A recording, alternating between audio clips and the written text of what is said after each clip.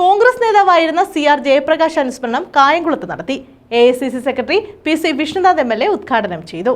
North block Congress കമ്മിറ്റിയാണ് അനുസ്മരണം സംഘടിപ്പിച്ചത്. കോൺഗ്രസ് നേതാവായിരുന്ന CR ജയപ്രകാശിന്റെ അനുസ്മരണമാണ് കായംകുളത്ത് സംഘടിപ്പിച്ചത്. കായംകുളം നോർത്ത് കോൺഗ്രസ് കമ്മിറ്റിയുടെ നേതൃത്വത്തിലായിരുന്നു അനുസ്മരണ പരിപാടി നടത്തിയത്. ഇതോടനുബന്ധിച്ച് സ്മൃതി മണ്ഡപത്തിൽ പുഷ്പാർച്ചന നടന്നു. അനുസ്മരണ സമ്മേളനം AICC secretary PC Vishnunath MLA ഉദ്ഘാടനം ചെയ്തു.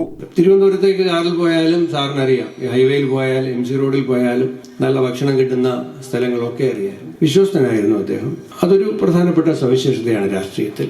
ആ വിശ്വസ്തത അദ്ദേഹം ജീവിതത്തിന്റെ അവസാന കാലം വരെ പുലർത്തിയിരുന്നു.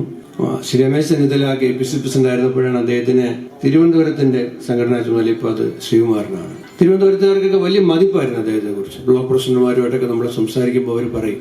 അപ്പോൾ അദ്ദേഹത്തിന് ഒരു DCC പ്രസിഡന്റ് ആയിരുന്ന ഒരു എക്സ്പീരിയൻസിന് ശേഷമാണ് അദ്ദേഹം KPC ജനറൽ സെക്രട്ടറി ആയിട്ട് പോകുന്നത്. അപ്പോൾ സ്വാഭാവികമായിട്ടും ജില്ലാ കോൺഗ്രസ് കമ്മിറ്റി അധ്യക്ഷനായിരുന്ന ഒരാൾക്ക് സംഘടനാപരമായ കാര്യങ്ങൾ കാണുമ്പോൾ മനസ്സിലാകും, അത് പരിഹരിക്കാനുള്ള സൊല്യൂഷൻസ് വേഗത്തിൽ അദ്ദേഹത്തിന് മനസ്സിലാകും. ആ നിലയിലും അദ്ദേഹം നല്ല നിലയിൽ അദ്ദേഹം അവിടെയും പ്രവർത്തിച്ചു.